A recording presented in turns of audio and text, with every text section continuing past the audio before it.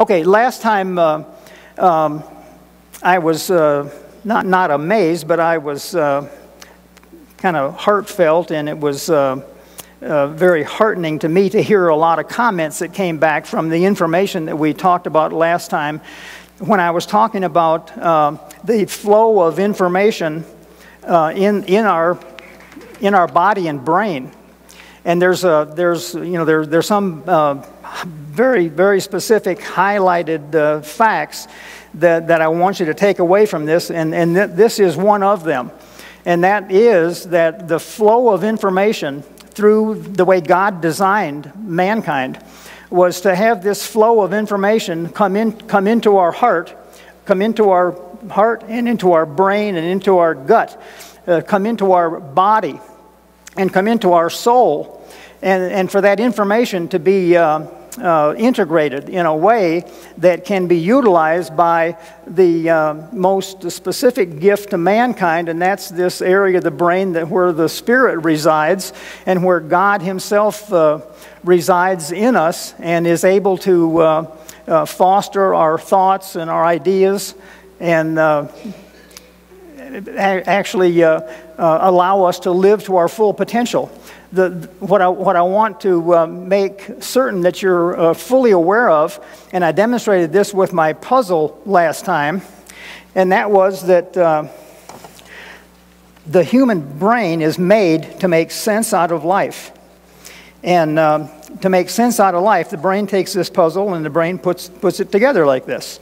And if there are things that go on in our life that cause this puzzle not to be put together, that puzzle will get stored away in our brain in the shelving unit there, but there will be a fragment that's not put together. And that fragment is a fragment that is not put together because under the experience that this puzzle represents, during the process of this experience, there has been a trauma. And that trauma may be in the form of fear, maybe in the form of abandonment, abuse, a feeling of unworthiness. Those are traumas to the emotional system and to the brain. And when those traumas occur in our brain can't take these pieces of puzzle and put them back together again. So the puzzle gets put away in an incomplete fashion. And this fragment from that experience continues to drift around in our brain. And these little items here, these are what I represent as thoughts and emotions. That's what they are. They're hanging around in our brain. And when the brain recognizes this unconsolidated fragment of one of our experiences, it brings back everything that happened to us at the time of that experience. And the more times you recognize this unconsolidated fragment of an experience, whether it's a sight or a sound or a smell or of touch or a feel, anything that reminds us of that experience, we relive that experience. And if it's in the case of trauma, it's a negative experience. And that negative experience, every time we rehearse that in our body and our brain, responds to it in this negative way. And before you know it, can begin to make us sick. We can begin to feel badly. And when we feel badly, that is the state of disease. And until this is put back in its proper place and consolidated and that puzzle is put away, we live in a state of distress in our life. And that state of distress, again, is the state of disease. And we are fully capable of identifying these fragments and putting these fragments back together again so that we can live in a state of ease rather than a state of disease. And one of the main reasons that this has such a power over us is that, and this is one of those hallmark statements that may be alarming to some of you, but our emotions, an emotional experience is more powerful than a thought. Our emotions, I mean, this is neurobiology. This isn't smoke and mirrors. I mean, you can measure the rapidity with which the human organism responds to a thought and compare that to the way a human organism responds to an emotion. And emotion is the most rapidly producing, with the exception of one source of information, and that's from our heart. But an emotion, the central theme here is the emotion is stronger than a thought. Now, that's going to shock a lot of religious people, because religion teaches that you're a product of your thoughts only. But we're not only a product of our thoughts, we're also a product of our emotions. And our emotions can grab us and hijack us beyond our conscious control. Beyond our conscious control. Now, I know this is shocking to a lot of people. Don't like to hear that, because we have a whole system in the world set up that people's behavior is, people who have aberrant behavior get thrown in jail. That's the way we control behavior, is we criminalize everything. We put people in jail. We don't ask, well, why did they do this? But what happens in the human brain is that when we are under a significantly toxic emotion, an emotional response of unworthiness, of frustration, of fear, of extreme anger, of extreme shame or guilt, when we're under an emotion like that, that emotion never even gets up into this prefrontal cortex where our spirit can deal with it. It stays in the emotional area of the brain and in the brainstem, and it creates a behavioral response that exits through our spinal cord and takes over our body's mechanisms without any input from our thought process. Because an emotion evokes and elicits information transfer in the human organism more quickly, more rapidly than does a thought. I want you to really, really understand that, because a lot of people live miserable lives because they're captivated by their emotion, and part of their misery is because of the behavior that comes from that emotion, the consequences of that. But more importantly than that, my experience is the condemnation that they face from themselves and others as to, why do you keep doing this same behavior? Did you ever wonder? I mean, I've wondered this many times myself, because I consider myself an educated person. How can anybody have such a high level of organized thought processes, cognitive control of your brain, and do such stupid things as I've done? How in the world can that happen? Either I'm a total idiot, or else there are things that are going on in my body that actually hijack my behavior. And I'm behaving a certain way before I've even thought about it. I know some people don't want to cut people slack for this, but I'm telling you, it's the truth. It's why Jesus died for us. That's the bottom line truth. The best example of this, I had a patient. It was a tragic situation. There was an 18-month-old baby that came into the emergency room from shaken baby syndrome.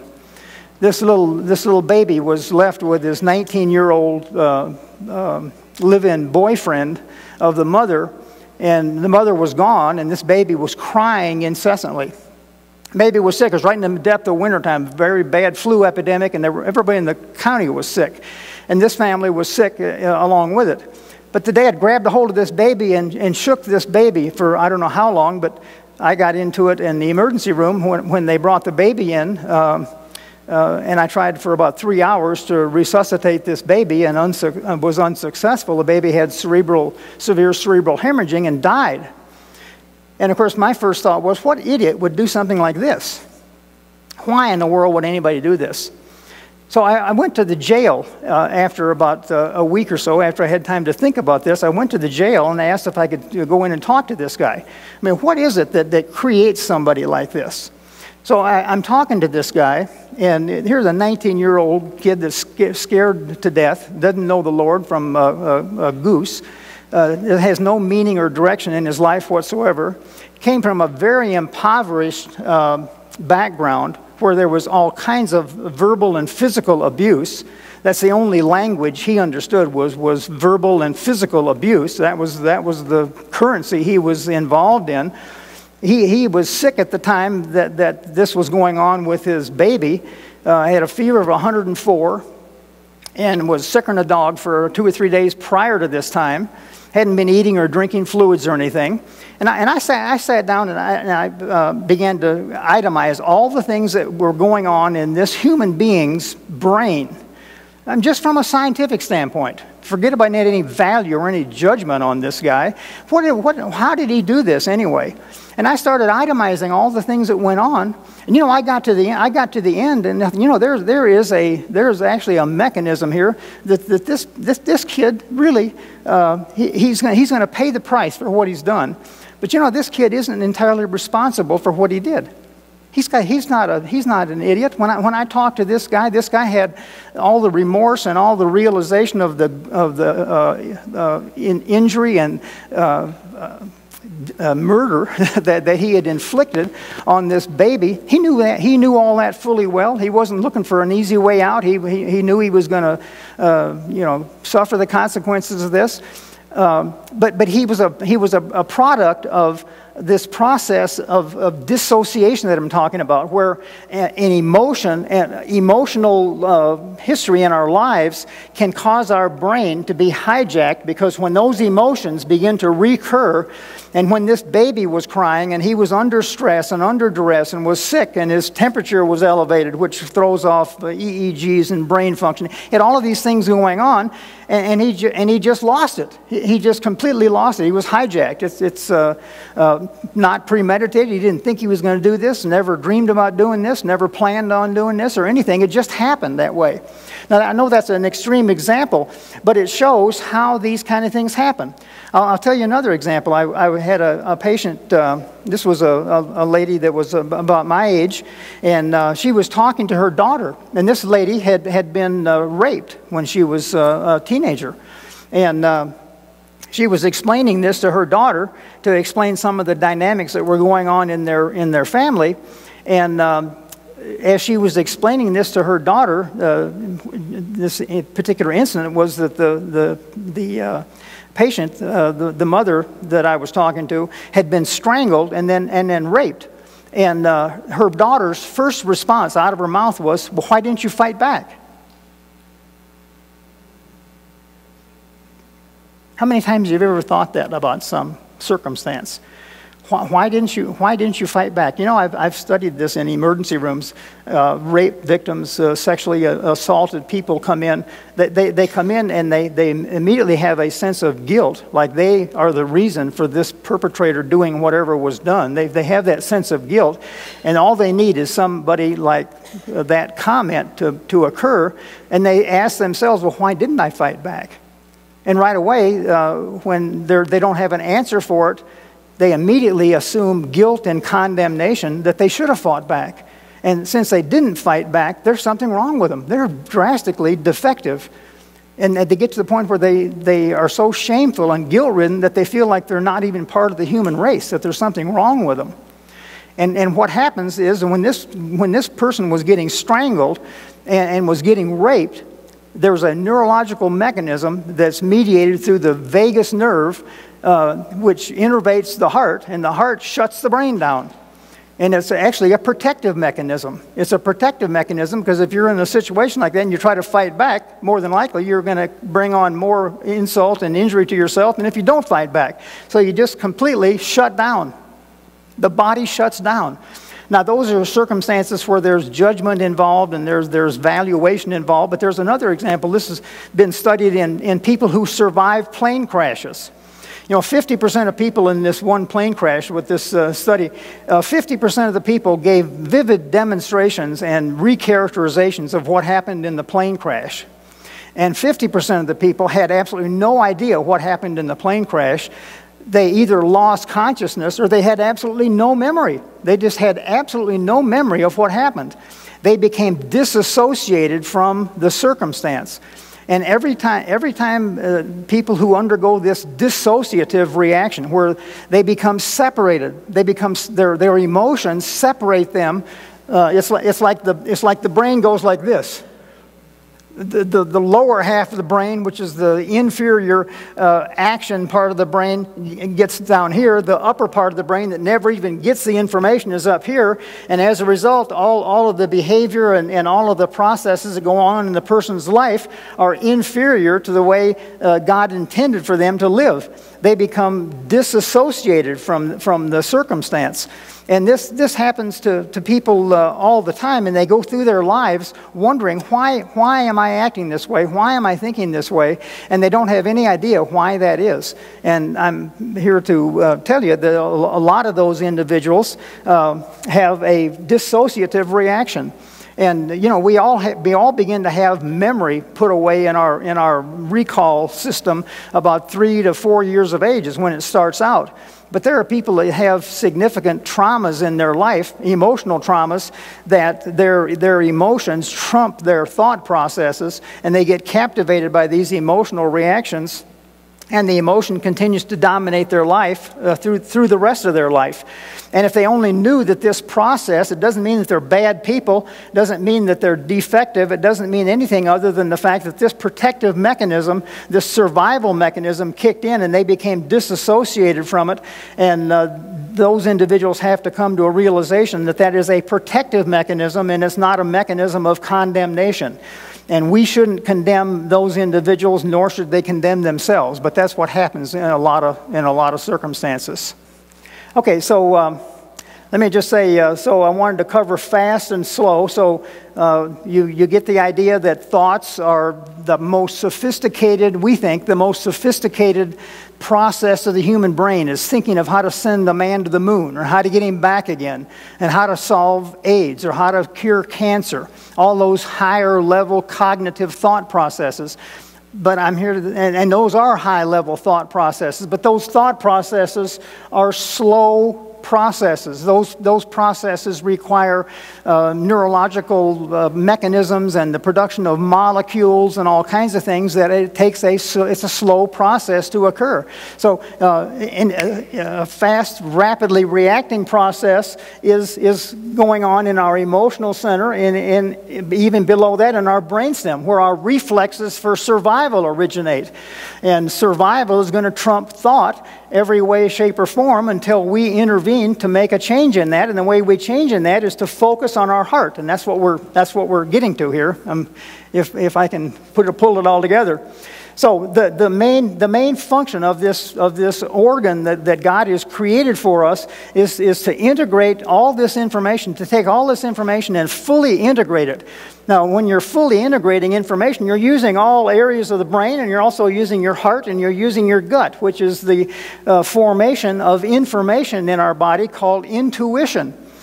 Remember from the first night I talked about spirit, soul, and body. The spirit is made up of communion with God, with our conscience, and with intuition. Those are the three highest levels of sophistication of human endeavor. And that's God controlled. That's spirit controlled. And our intuition is a source of information and wisdom that most of us in this room don't even know we're using, because it's below our level of consciousness. And most of us haven't ever put the focus of our attention to build that area up. And becoming good at your intuition is like becoming good at playing the piano. What can you say about every single person that's good at playing a piano? They practice it. It's a skill. And so is using and listening to God. And that's the way God speaks to us is through our intuition. That's the most rapidly conducted information in the human body. So let me just go through. So we have the integration of information. We have the ability to form an image, a three-dimensional image. We associate that image with all kinds of other experiences in our life. And that leads us to the area that I talked about previously called the other function of the brain is anticipation. So the brain anticipates, it makes meaning out of things, and it problem solves. And it's the anticipation that oftentimes gets us in trouble, because if we learn a certain pattern based on what our emotions are, what our feelings are, or even what our thoughts are. If we learn a certain pattern, we practice that pattern over a long enough period of time, it becomes what we anticipate. Every time we're confronted with something, that's what we anticipate is going to happen, and that's the way we respond to it. That's why if you're I had a third grade teacher that had a certain frown on her face, and every time she had that frown on her face, it scared the living daylights out of me. And to this day, every time I see a person with that frown on their face, I have the same fear reaction of being condemned as my third grade teacher did, because I was a terrible third grade student, and she was always telling me that I wasn't smart, and that why didn't I get reading, and why didn't I get math? And every time I see that facial characteristic, that all comes back. So we anticipate, and that anticipation can be detrimental to us if we don't put things in the right category. Okay, so this area of dissociation, I'm going to mention this because I'm sure that some of you may have heard about this whole theory. This polyvagal theory is what it's called. It's Stephen Porges is a neuroscientist from the University of North Carolina that came up with this back in, I believe, in the late 90s. And this gives a physiological, scientific explanation for how we dissociate from those experiences in our lives. And prior to just recently, since Dr. Porges actually developed the neuroscience that actually shows the mechanism of how this works, nobody even knew how dissociation worked. If you ask people who were tops in their field in science circles, how does a person become dissociated from a life's experience? There was absolutely no idea how that happened. Now we know that happens from information that actually comes from the heart. The heart is a protective mechanism that comes from the information going from the heart into the brain, and it's carried by the vagus nerve. That's why it's called polyvagal theory. The vagus nerve has a number of branches to it that we weren't even aware of until recently, and now we know that that's the mechanism of how that all occurs. So the heart is our moderating factor in this whole cascade of dealing with our thoughts and dealing with our emotions. The heart and the gut together form the substance of the information that we call intuition, which is our spiritual wisdom, our spiritual sense. And that is a process that can literally be fostered. You can willfully intend to want to build that up in your life. And that's what we're going to be talking about through the rest of the night. Let me just turn this over here. I wanted to show a little bit of a cascade of events to kind of summarize things for you, since this is the last session. But the question I had in my mind when I first started this lifelong endeavor of trying to understand life was, why is it that human beings, the most highly sophisticated living organisms on planet Earth, how in the world is it that we are so highly sophisticated and mechanized and socialized and every other kind of ized? Why is it that we're the only living organisms that destroy ourselves? I just couldn't figure that out as a biologist. This is before I became a Christian. I couldn't figure out why that happened. And looking at the Christian context of this, it all began in the Garden of Eden. It was never God's intention that ever happened. Never. It all starts out with doubt.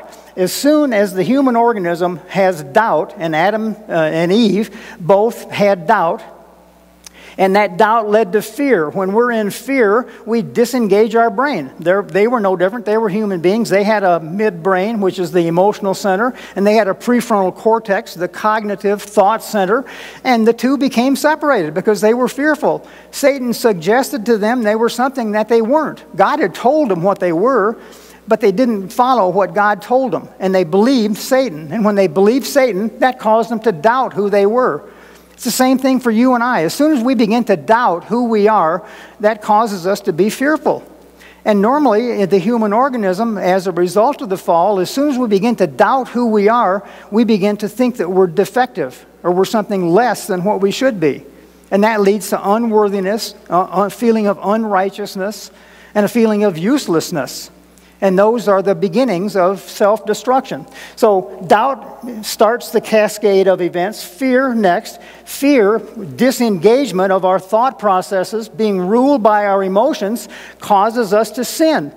And of course, when Adam and Eve sinned, what did that do to them? It gave them the capability to make a judgment. They weren't judging themselves or anybody else before that. Everything was neutral. Now, all of a sudden, with sin, they developed the ability to judge right from wrong. Well, they knew they had disobeyed God, so how did you think they judged themselves? They judged themselves as being evil, and that led to a feeling of shame. Why shame? Because they tried to hide it. The same thing that humans do today when they're confronted with shame. As I mentioned, the 2 or 3 year old kid that does something wrong, he puts his hands over his eyes so nobody sees him. He thinks he's hiding. And that occurs throughout our whole life. So shame, a state of shame, causes distress and stress in our life to varying degrees.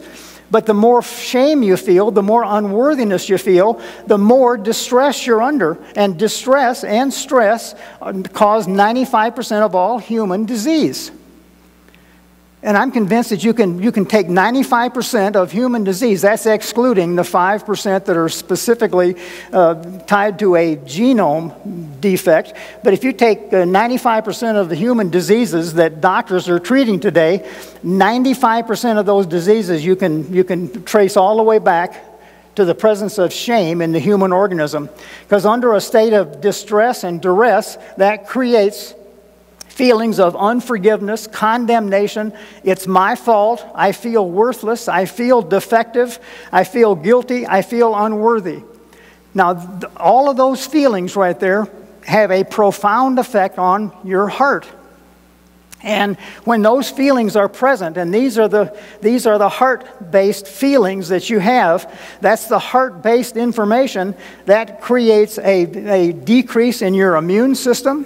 It creates a significant stress on your cardiovascular system. It causes strokes. It causes heart attacks.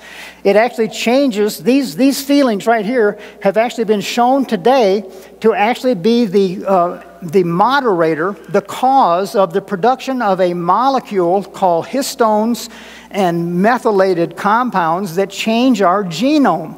It literally changes our DNA. You can have a gene for, say, Crohn's disease, and that gene can be sitting there turned off. But you can still have the tendency to develop Crohn's disease.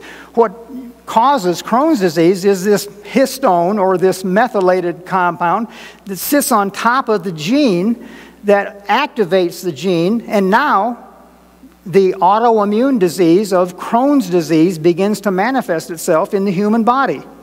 So what is the source of it? The source of it isn't in the colon where Crohn's disease is manifest. The source of it is in the production of this molecule. Why was that molecule produced? It was produced because this was the environment in which that molecule was made, and we know that these things right here create these molecules. So these molecules are what turn the genome on to express that particular disease. Now, this has been important because they've done studies where they've taken identical twins, and they've separated the twins at birth. And twins have identical genes. And one twin will create one particular disease, and another twin won't have that disease throughout his whole life. Well, they have the exact same genes. Why did one get the disease and one didn't get the disease? It has to do with the emotional environment that that person was raised in. And if that person was raised under a lot of unforgiveness and condemnation and worthlessness, a feeling of being defective and unworthy, that creates the production of these moderating molecules that sit on the genome and turn on that disease process. And that disease process runs rampant. But if these things right here are what created that disease and that molecule, then is there any solution for it? And the solution for this comes through, we have to have a desire to pursue the answer to the problem. Once we have that desire, and we all have it, it's built into our genes, it's built into our DNA. God put the desire here for us to live like God wants us to live. It's information that's contained in our DNA. It's what I call the Bible of the body. The whole Bible is in here. The whole Bible is contained in this. Every principle, every precept, every blessing, everything in the Bible is in our DNA. All that information we have it innately. You know, when you learn something in your life, it's not that you're learning something new. You've had it all along. Something or someone has brought it to your remembrance. And when it comes to your remembrance, you're thinking you're just learning it. Well, you had the information all along. It's been right here. It's in you right now. I mean, I've told you this the first night. I'm not really teaching anybody anything. I'm hopefully bringing you to the remembrance of what God has put in you to begin with. He's put all this information in you. So that's where our desire comes from. When we become desirous, then we become aware. When we become aware, we become knowledgeable. Understanding comes when we begin to apply ourselves to that knowledge. And then that develops into a belief. And when we begin to believe, that is the formation of the production of hope. When you have belief in something plus conviction and trust in that belief system, that creates hope.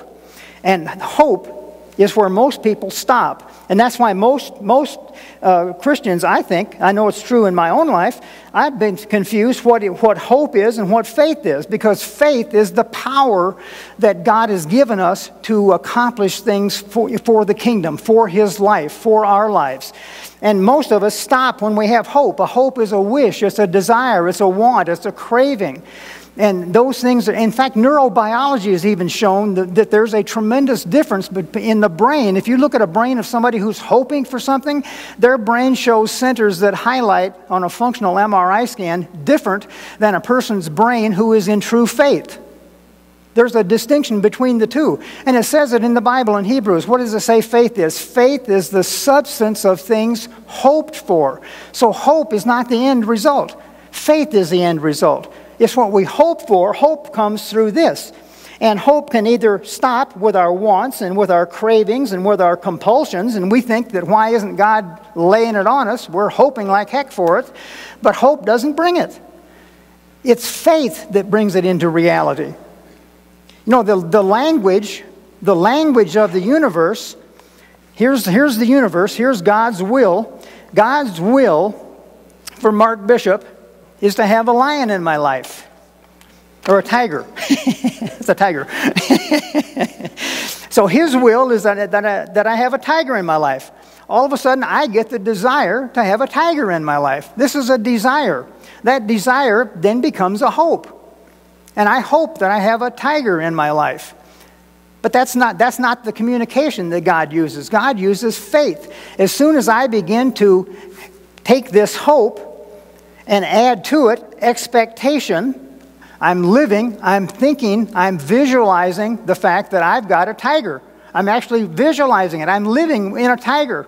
I've got it in my backyard. I can see the cage. I can see the food trough. So it's expectation, imagination, gratitude, and compassion. When those things are added to hope, and added to that is action. You have to take a step forward. You have to take a step toward accomplishing that which you have faith for. That is what faith is.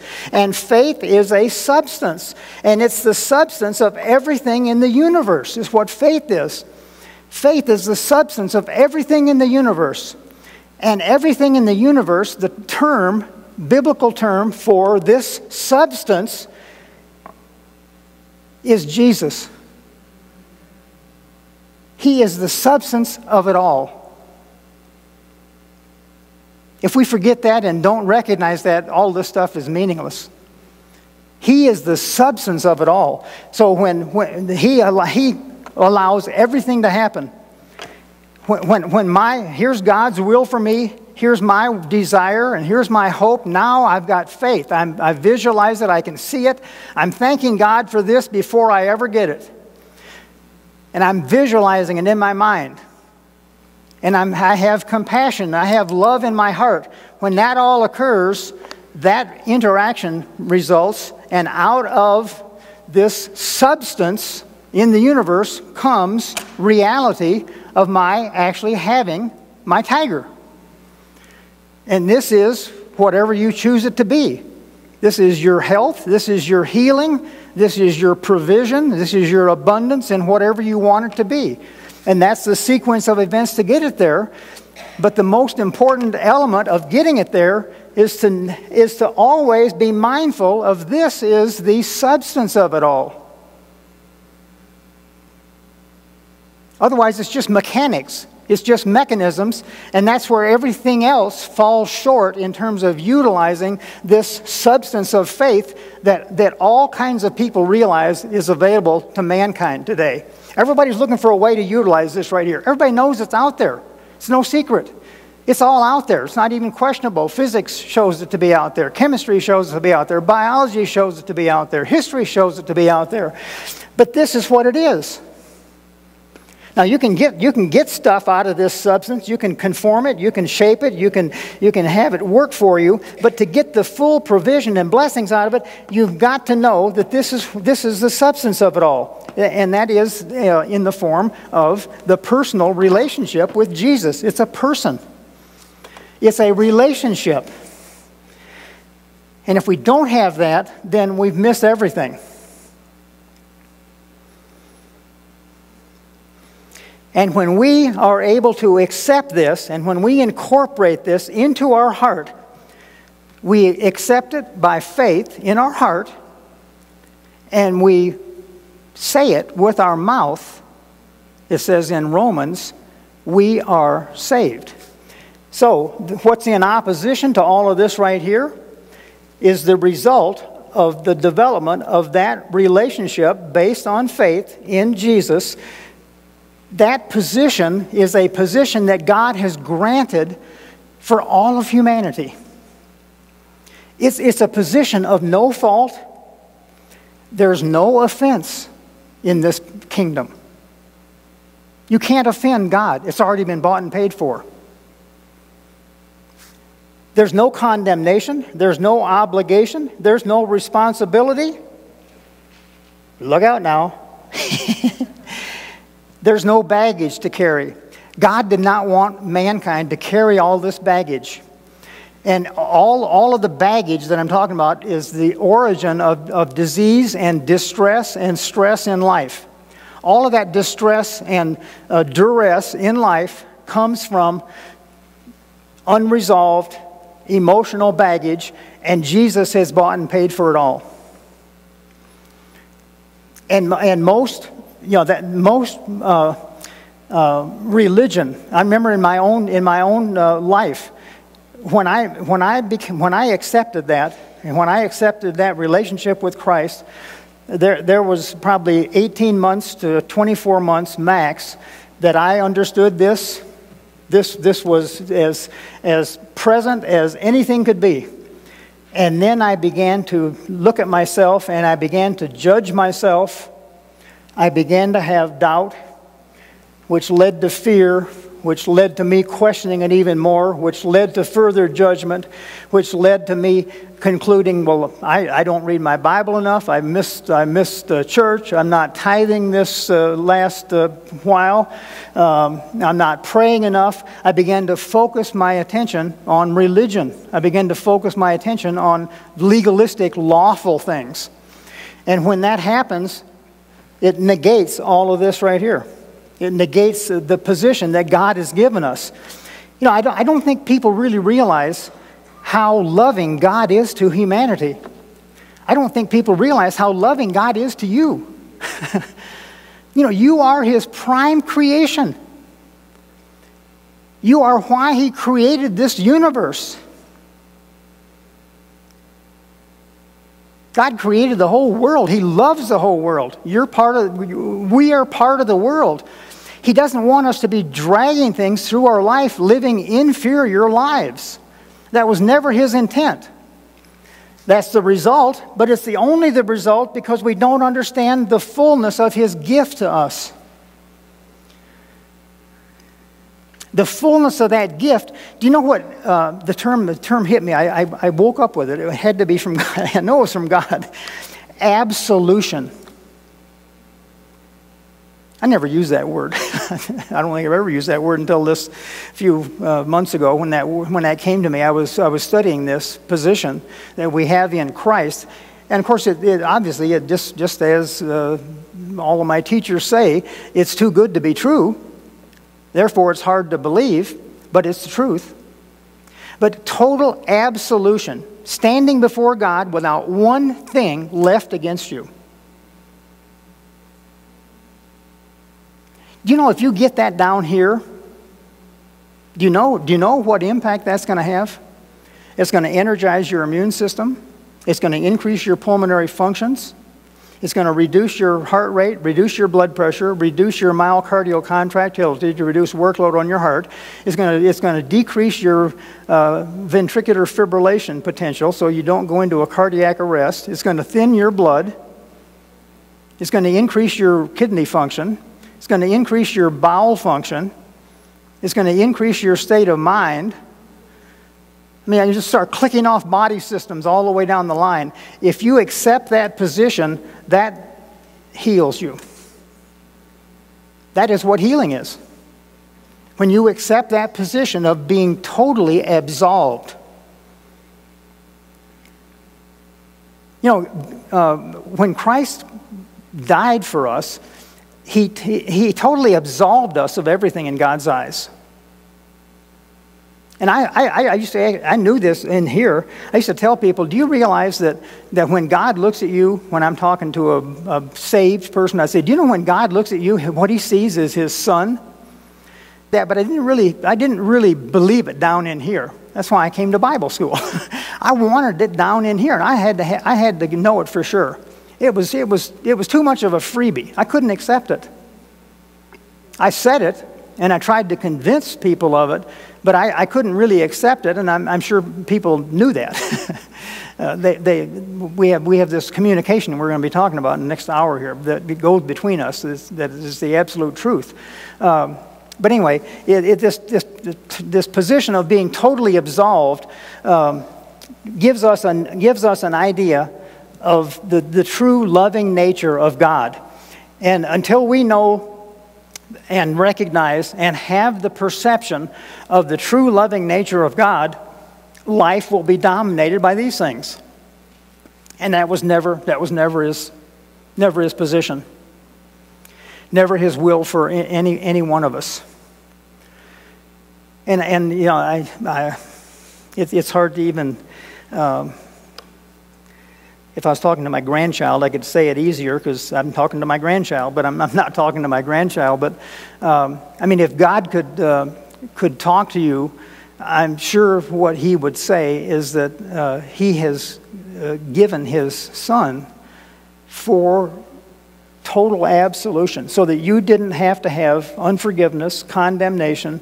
You didn't have to have a sense of fault. You didn't have to have a sense of worthlessness. You didn't have to have a sense of being defective or something's wrong with you, or guilty or unworthy or unaccepted or unloved.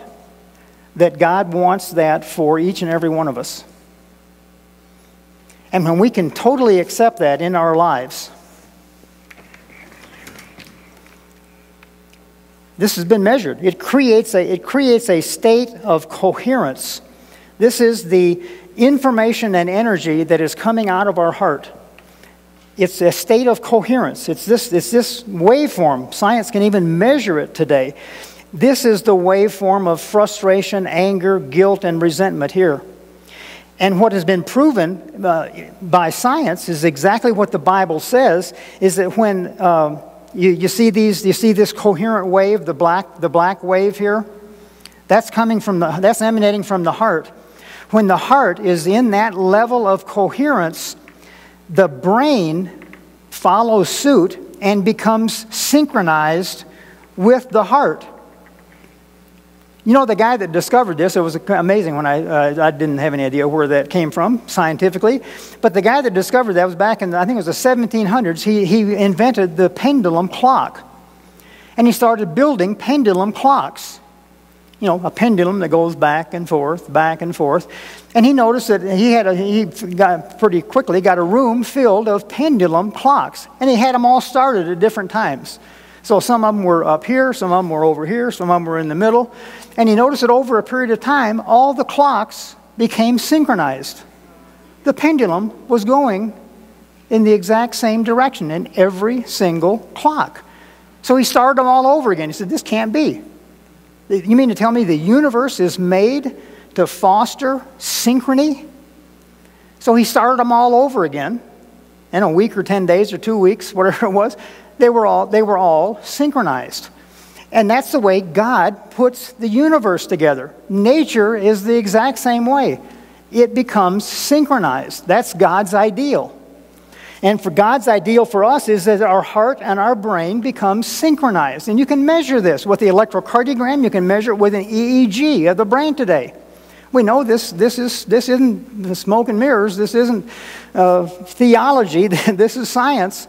That when our heart and brain are synchronized, that reduces the workload on our hearts, that reduces the workload on our kidneys, it stimulates our immune system, it produces oxytocin and DHEA, all the hormones of anti-aging and anti-stress, and it counters all the effects of stress and duress in our life when there's that level of synchronization between the heart and the brain. And we can do that. We have control over that. And that's what I'm going to get into in the next hour. I've got an instrument here that I'll show you, and we're going to go through it, and I'll show you a demonstration. In fact, I'm going to measure the coherence of everybody in this room. Because in the fourth dimension, in the spiritual dimension, you have to realize that in the third dimension, Judy and I are separated by a distance here.